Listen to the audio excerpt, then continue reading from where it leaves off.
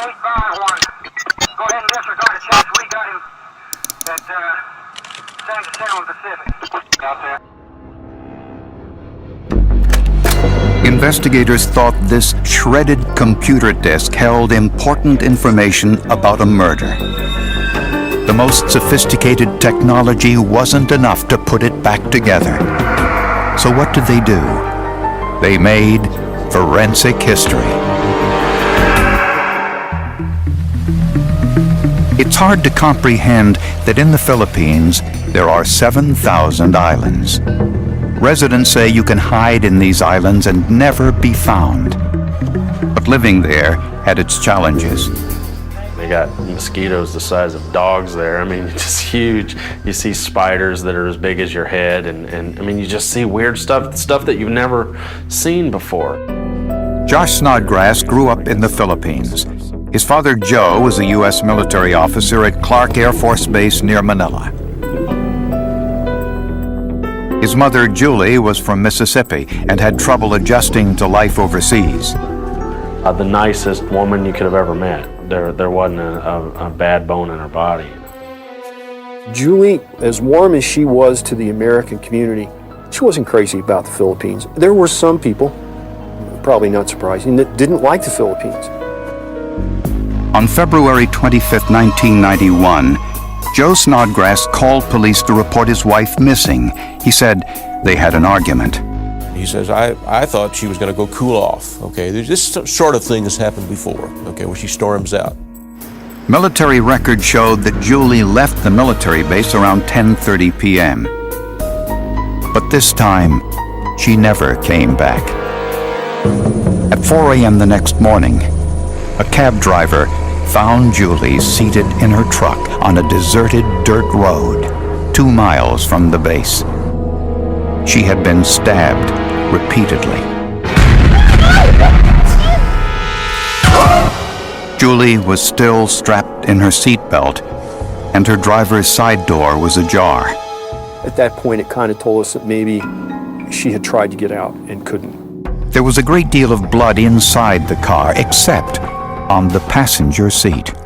That led us to believe that obviously somebody was in the vehicle with her and stabbing her, and likely had a lot of blood all over him or her. A search of foreign hairs and fibers did reveal a potential clue. The only thing that we found that was not consistent with Julie or any other hair from the family were some dark hair, which would have been consistent with Filipinos. In a field nearby, police found a folding knife covered with Julie's blood. There were also fibers from her clothing. Unfortunately, there were no fingerprints. Why was this truck sitting in the middle of the night on a dirt road in a restricted area where no service member would go and certainly no wife would go? Very, it caused a lot of folks to scratch a lot of heads here. Julie Snodgrass was just 33 years old. Josh recalls his father's reaction when he heard the news. What I remember is seeing him shaking. Something my dad never did, but I can only equate it to someone with advanced Parkinson's, and just shaking out of control. Joe Snodgrass never left the military base that night, so he was not considered a suspect. But who wanted to harm his wife?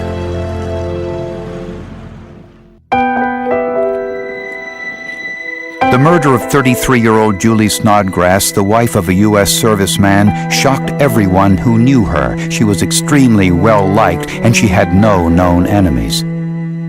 I remember then feeling this was a crime of passion. Somebody wanted Julie dead, and wanted her dead in the worst way.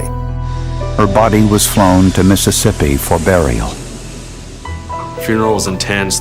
The wakes were intense, Of course, there was no open casket. I was wishing there would, because I wanted to see my mom again, I wanted to. But I mean, she was gone. I never got to see her again. In a search for suspects, investigators didn't have to look far. Many Filipinos objected to the presence of the U.S. military. And Julie's purse and valuables were missing from her car, so robbery was also a possible motive. Unemployment in the Filipino community was 60%. If any Filipino had a job, either home base or somewhere else, they were often supporting 10 or 15 people who didn't have a job. But investigators were more intrigued by the rumors of problems in the couple's marriage. His wife and he had been separated, they'd gotten back together, they got divorced, they remarried. There was a lot of turmoil there. As word of Julie's murder spread, local informants told investigators that they might want to question the family's Filipino housekeeper. Her first name was Lucy, very attractive, very young, much younger than Joe. I would say early 20s, possibly. My impression is that it was common knowledge that there was a very close, maybe, relationship beyond the housekeeping relationship. Lucy had been the Snodgrass' housekeeper for more than a year and was practically a member of the family. But her demeanor raised eyebrows. She also wanted to be my mom. To some degree, that's what I felt the whole time, you know. She would say, "I'm your mom." I said, "You're not my mom." "Well, I'm gonna be your mom." "No, you're not gonna be my mom. You'll never be mom. I've got a mom. You're not gonna be my mom," and stuff like that. And we would argue about it.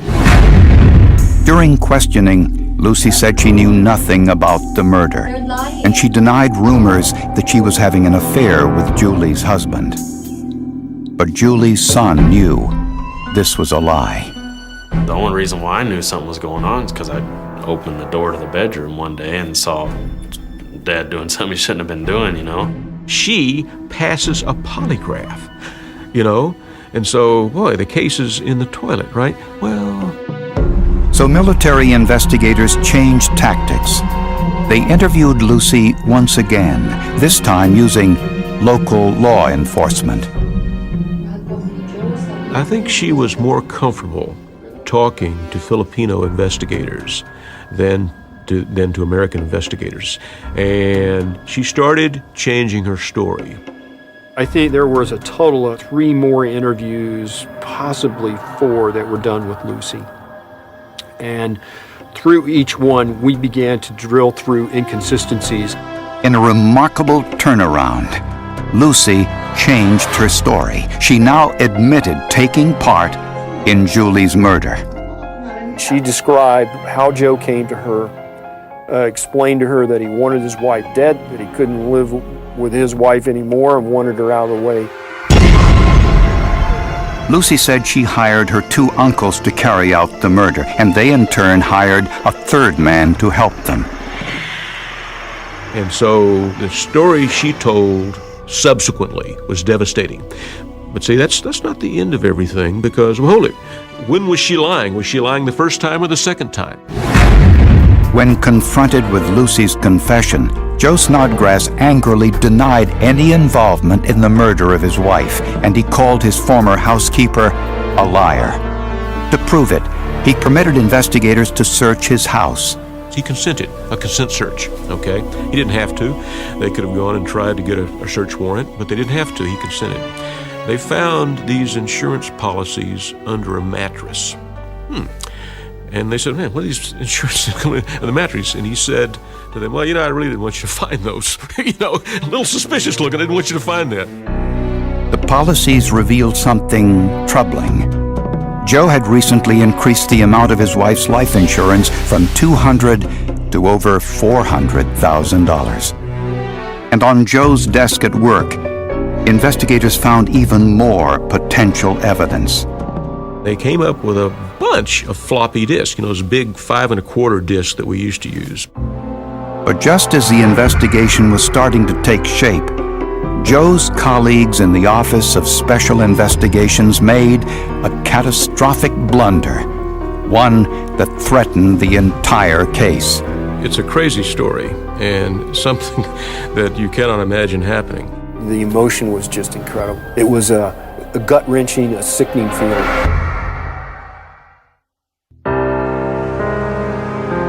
Investigators found 2 floppy disks on Joe Snodgrass's desk, which they thought might hold evidence of his complicity in his wife's murder plot.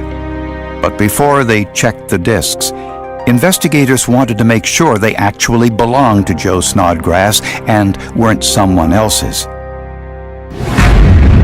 So they asked him to come to the interrogation room to identify them. Sergeant Snodgrass was in a cooperative posture. I mean, he was a law enforcement official. And so if someone's investigating, well, naturally, you try to cooperate and try to help, so you can get him off the suspect list.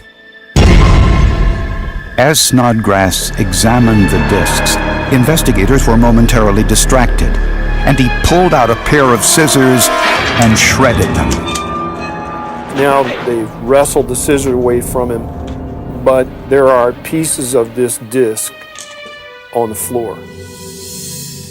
Now I'll tell you, a couple of things go through your mind at this point. The first thing is,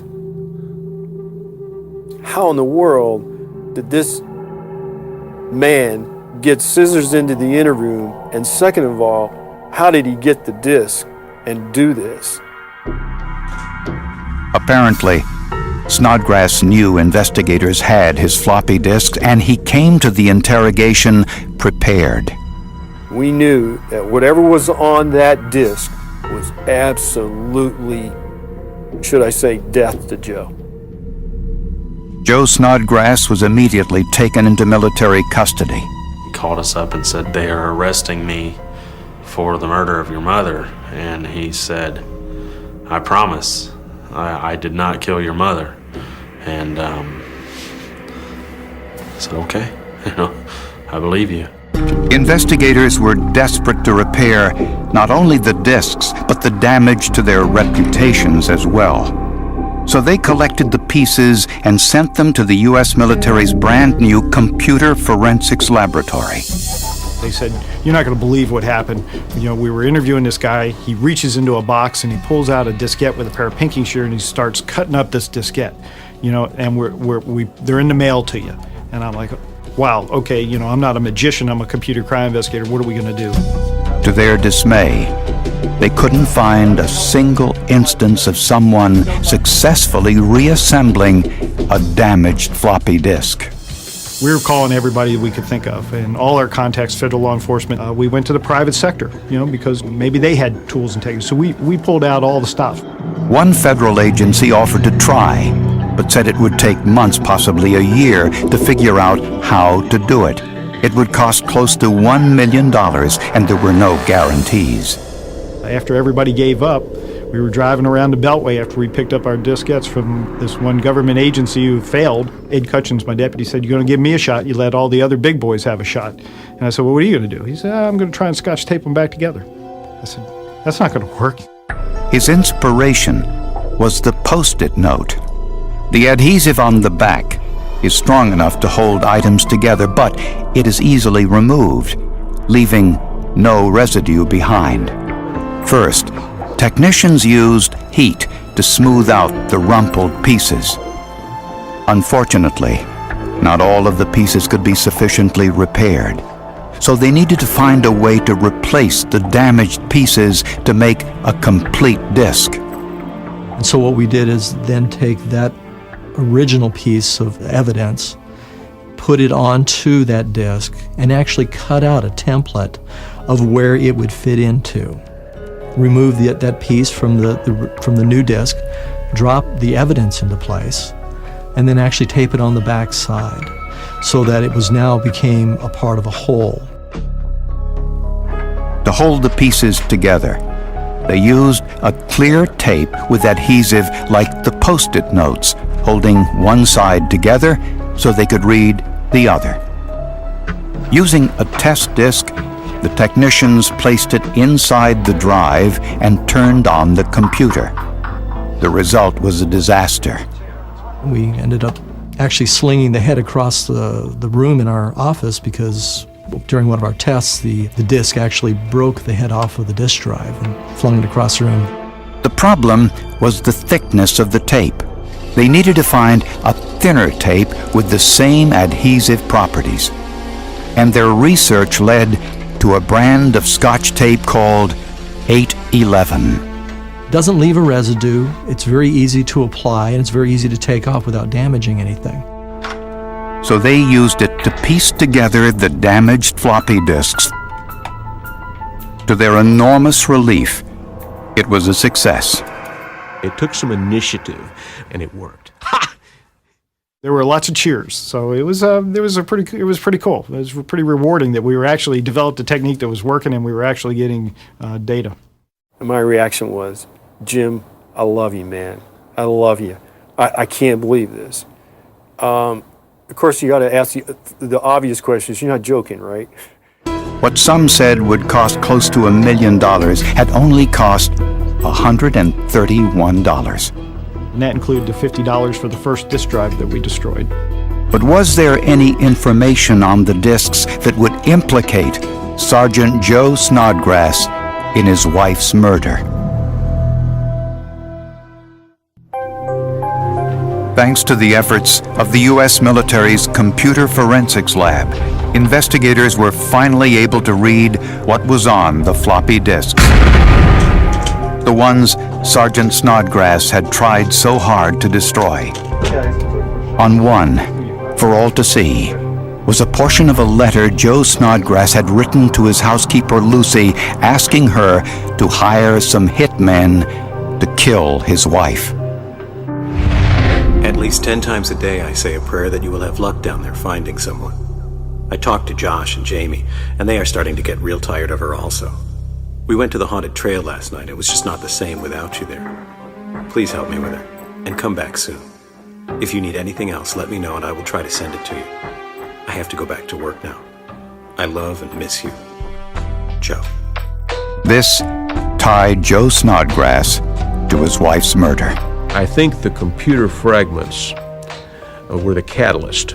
And the catalyst in the sense that it made sense of the housekeeper's story. It corroborated her story. It added credibility to her story and the story of her uncle, who gave full statements.